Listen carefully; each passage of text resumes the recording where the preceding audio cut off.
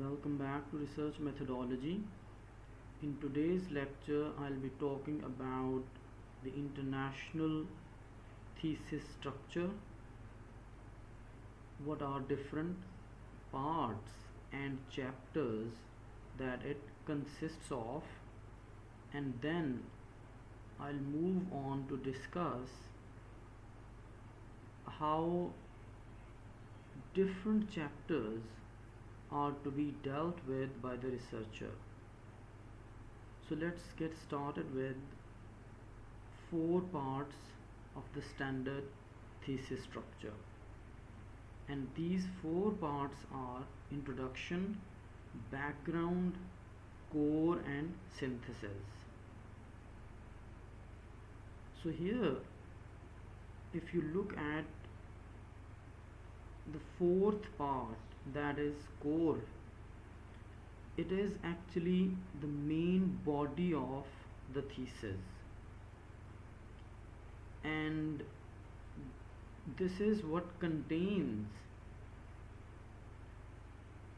an elaborate scholarly discussion by the researcher on the topic that he has undertaken to study. And this core can consist of multiple chapters. So in this sense, structure is actually different from the physical, real chapters of a thesis. Four parts of a thesis do not mean four chapters, because especially if we talk about the core part of the thesis, it depends on the scope of the research. What area of the study or the field this study covers. If it is vast enough, it can take multiple chapters, 2, 3, 4. There is no fixed limit. And then we have synthesis, in which the writer has to establish how different sections of the thesis are interconnected. What are the relationships between them? So it actually talks about the argumentative relationship between different parts of the thesis. For instance, a conclusion should be written with the research aim in mind. After reading the conclusion, the reader should be able to see and notice how the research aims have been met by the researcher. Similarly, while writing the background of a research, it should be written in such a way that the reader should be able to predict and anticipate what is going to come in the next parts of the thesis, what the core part of the thesis is going to be about. So this is the basic four-part standard thesis structure: introduction, background, core, and synthesis. And in our upcoming discussions, I'll be talking about all of these in detail: how introduction chapter is to be written, how and what it means to write about the background of your research, and similarly we'll talk at length about core and synthesis. So let's move on to the next point. First of all, since today I'm trying to focus on the introduction part of the thesis before specifically talking about how the introduction is to be written, I want to offer you a few pieces of general advice on research writing, because this is a very experimental process in which you practically do things and try to navigate your way ahead on the basis of certain insights and experiences that you gain along the way. So these general instructions and guidelines are actually meant for the beginner researchers, because most of the time they do not understand and rid of the confusion about what part of the thesis to write first. So the first advice I offer is, start with the chapter you feel most confident about. So confidence here means that you know yourself better than anybody else. So if you think that you have studied this topic for quite some time and you have collected sufficient or rather substantial data on it, you can, for instance, start with the literature review. So the idea is that you should ignore the consecutive order of a thesis for the time being. Do not worry about writing all these different parts of the thesis in exactly the same order in which they are going to appear in your final draft of thesis. So it is not compulsory and mandatory for you to start with introduction. On your own, you can start with any chapter specifically, or rather, what I find very useful is to move back and forth between different chapters, because while writing and reading on your topic, sometimes a piece of information strikes you to be relevant in your discussion. So what you need to do is write down all the points that occur to you in relevance to any of the chapters, any of the parts of the thesis. If something appears to be relevant to literature review, you can add it in the literature review chapter. So you can make either separate files for all these different parts, or you can make headings for all these chapters in the same file, and then note down all the information that is relevant to any of the chapters accordingly. The second thing is, outline important major ideas for each chapter as you read and start writing. So this jotting down key ideas, central points of your discussion, is again a very basic skill of writing. Once you make this outline, it allows you to see how comprehensive your discussion is and how one point is related to another. So making this outline of major ideas allows you to assess your own discussion so as to add something or remove something on the basis of how something is relevant in that particular discussion. So it actually allows you to see the relation of one thing to another and how they are to be ordered. Next point is, while you are doing your rough work for research, write notes to yourself which you are going to use later.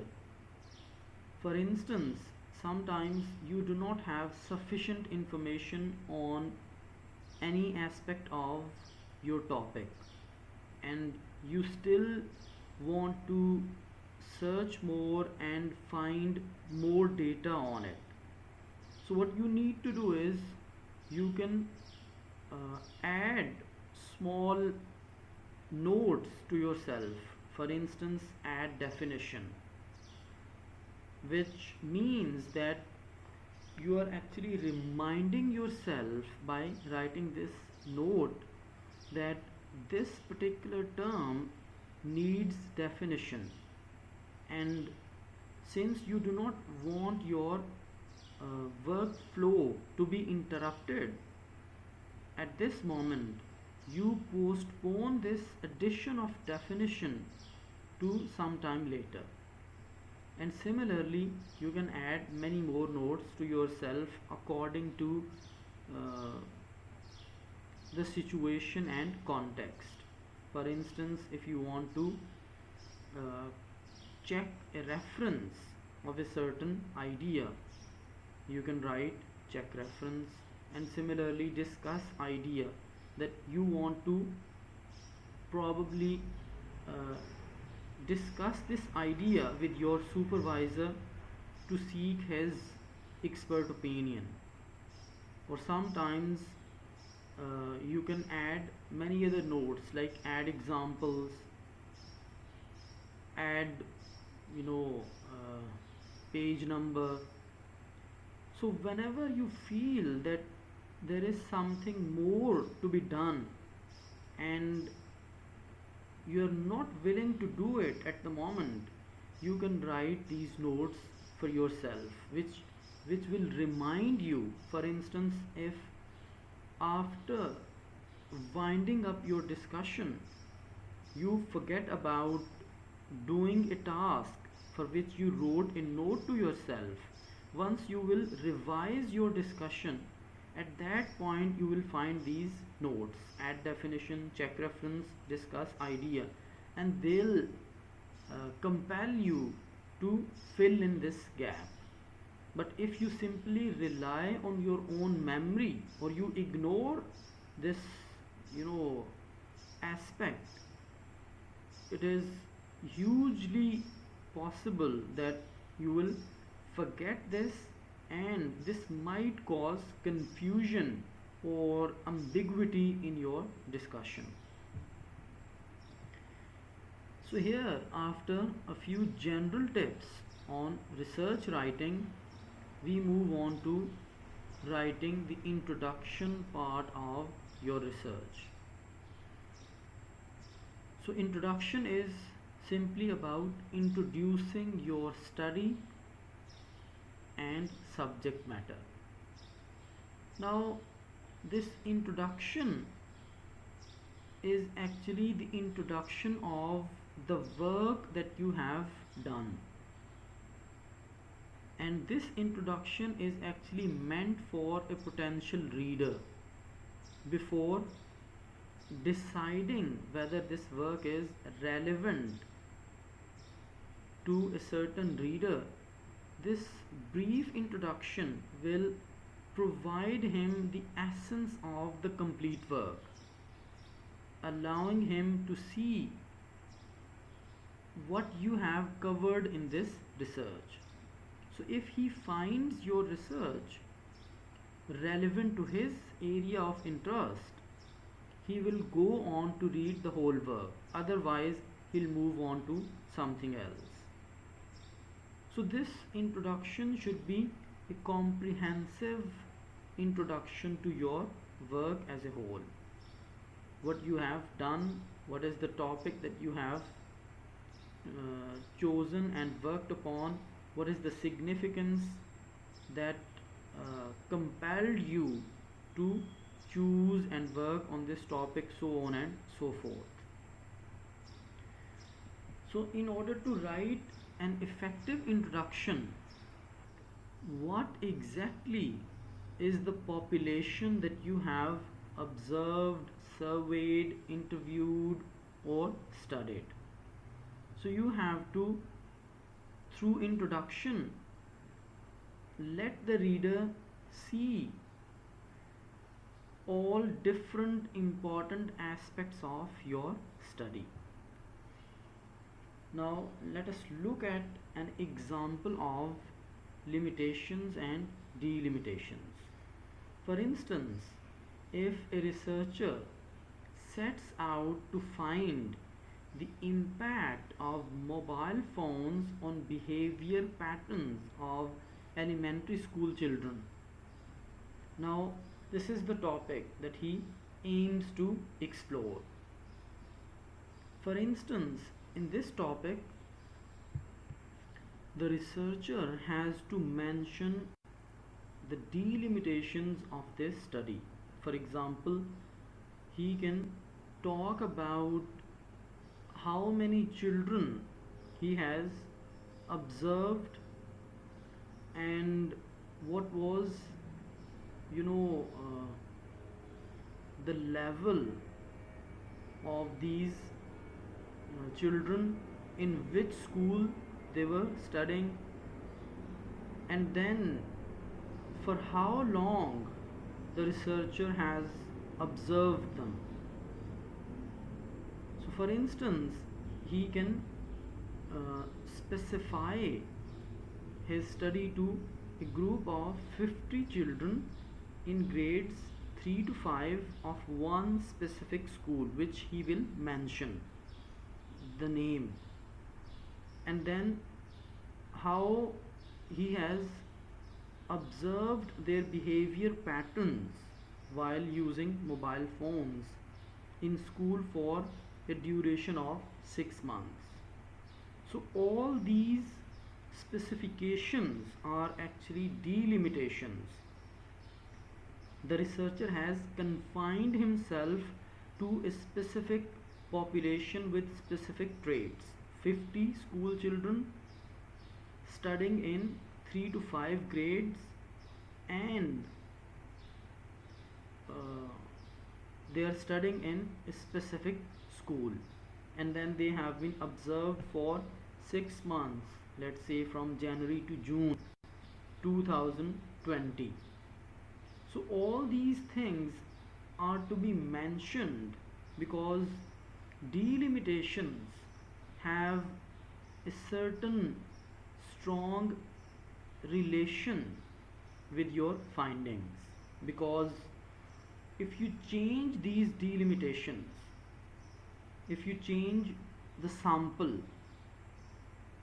the population that the researcher has studied, for instance, if instead of 50 children we study 100 children, the results might be different, and chances are that they may support his findings or they may contradict them. And then if we move from, let's say, grades 3 to 5 to 6 to 7 or 6 to 8, or from public school to private school, or if we observe their behavior patterns for a year, so the findings are going to change significantly. So that is why these delimitations have to be introduced and incorporated in your introduction chapter. Now, why do we confine ourselves? Why do we set these boundaries? And these boundaries, these delimitations are set due to certain practical or financial reasons. For instance, you do not have all the time to follow this certain study that you have undertaken. For instance, if you have a project lasting for 6 months, you cannot spend more time than that to complete your study and report your findings. And this is true of academic research in general, that the time constraints should not be violated. Similarly, due to certain financial constraints, you do not have more funds, more money to stretch your research beyond a certain point. For instance, if you are sponsored by a certain organization, they'll not fund you more than the allocated share. So you have to wind up your project within the given time and financial resources. So these delimitations indicate why specific choices were made while others were excluded, and how this might affect the outcome of the research. So these choices have to be justified. If you chose one thing and excluded another, there has to be a rationale behind it. There has to be a reason why you chose that one and ignored the other. And these things are to be mentioned in delimitations of your study. Similarly, apart from limitations and delimitations of your study, in your introduction, you have to contextualize your topic, which means you have to describe the situation, context, circumstances, or background of your topic. So here you can make references to other studies. By contextualizing your topic, you are actually locating it in the pre-existing body of knowledge, making the reader realize where you as a researcher position yourself in the already available debates and discussions and criticism on this topic. So you provide a background, what has already been done and what this study is going to contribute. Similarly, when you are providing this context, you mark, you highlight the existence of a problematic issue, that this is what is confusing in the earlier research, or something intriguing or puzzling that deserves study. So here, while talking about the pre-existing research, you're not simply providing a summary of these works.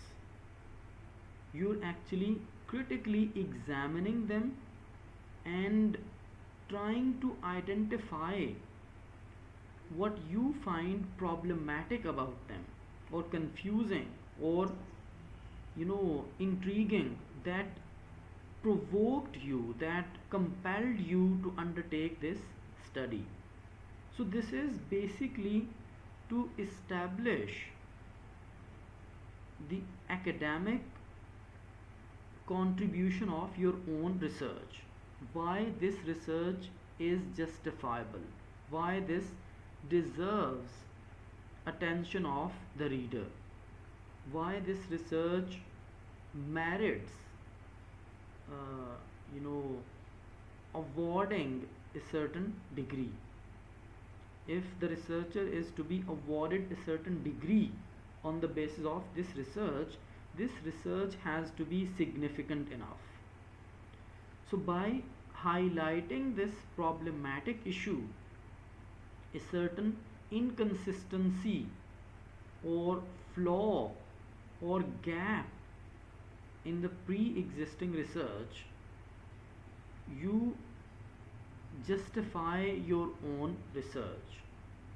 That since there is this problem in the existing research, my research is going to answer this question that is left unanswered by previous research.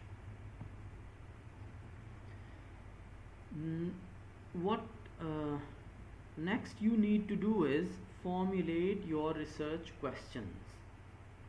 So research questions actually signify the purpose of your work. What aspects of the topic you want to explore? What is the purpose of your work? Why is it being carried out in the first place? And then you provide a thesis statement. So a thesis statement is a statement that expresses your particular position on the topic. What you think about the topic that you are studying.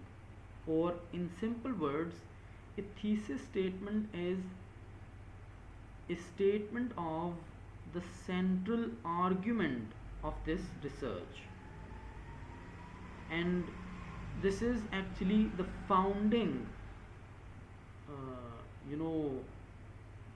idea of the whole research, because ultimately the whole project of research is going to somehow substantiate, support this very central idea. So a thesis statement is a complete sentence, a complete meaningful sentence that allows the reader to decide how significant this research is, what the researcher aims to achieve in this project. For instance, the way you can easily demonstrate the need or justification for your study is that you need to ask yourself some of these questions, and while reading the topic, if you keep asking yourself these questions, you will be able to identify a few certain aspects that will be potentially workable and researchable for you. For instance, you can think about what have other studies not shown or demonstrated to date, what is lacking, what they have not covered. Can you conceptualize your topic as a sort of puzzle that you need to explore, that you need to try and think of this topic as a puzzle, that how you can add to this topic, how you can somehow contribute, play your own role in this topic that has already been obviously worked upon, but still there are many more things which can be said about a certain topic, such as the complexity and diversity of human experiences, that none of the areas of human experiences ever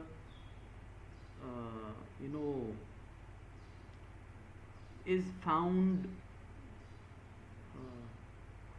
without scope for further research and investigation. Similarly, what is it that you are going to contribute to the topic? So think about the ideas that you will be adding, that you will be arguing for. Similarly, what question or questions do you still have in your mind after reading the literature? So these are a few questions that you need to ask yourself, and then try to find some answers to them, and these can become uh, the central argument of your research. Next important thing that you need to accomplish in your introduction is explain certain terms that you have used and which might be confusing for the reader, because sometimes the terms have differing meanings. So you have to specify the meaning of the term that you have had in mind while using it in your research, so that the reader can get rid of any possible confusion. He should know what you mean by that particular term. Briefly describe how you will undertake your study. Talk about your methods. What methods you're going to use to do this study. Whether you're going to conduct interviews, you will be sharing questionnaires with your participants of the study, you will be interviewing certain people, so on and so forth. Inform the reader of how the project is organized. So here you talk about chapterization, chapter wise brief explanation of main ideas, that chapter 1 is going to be about this and that, chapter 2 is going to be about so on and so forth. So you will talk about all chapters one by one, just highlighting the central idea that you're going to expand in that chapter. So here at this point, it's not going to be more than a few sentences, because the details will be coming in those chapters. So the introduction will only contain a brief description of different chapters that you have set in your thesis. So after looking at this list, the reader can understand what different ideas you have talked about and elaborated on in different chapters, so that he can easily find those chapters which are relevant to his interest. And this also allows you to demonstrate how the whole project fits together, how it is logically organized. Well, in conclusion, I would say that if we want to sum up the whole discussion, introduction talks about these 5 things: context of the study, statement of the problem that you are going to investigate, significance of the study, why this study is justified, what is the contribution it is going to make, aims and scope of this research, and an overview of future possibilities. So here you talk about your own recommendations for future research on the same topic. So here in mature research, the researcher paves the way for further research. He drops a few ideas for other researchers that they might work on these ideas after this study, because obviously one researcher could not exhaust a topic to its fullest. He could not be expected to cover this topic with all its possible aspects.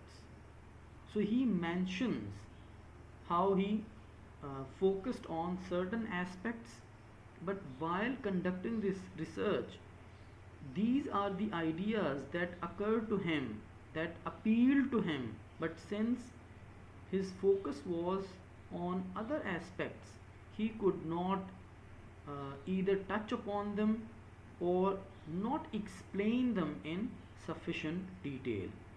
So other researchers can take up these ideas, these suggestions, these recommendations by the researcher, and expand this topic even further. So this is how the research continues, and that is why we argue that research is a collaborative project. It is not done by an individual but by a body of individuals. So multiple researchers share their own ideas on the same topic, and then we have a comprehensive discussion. So this is what I have to say about writing introduction of your thesis. I hope it was useful. See you next time. Allah Hafiz.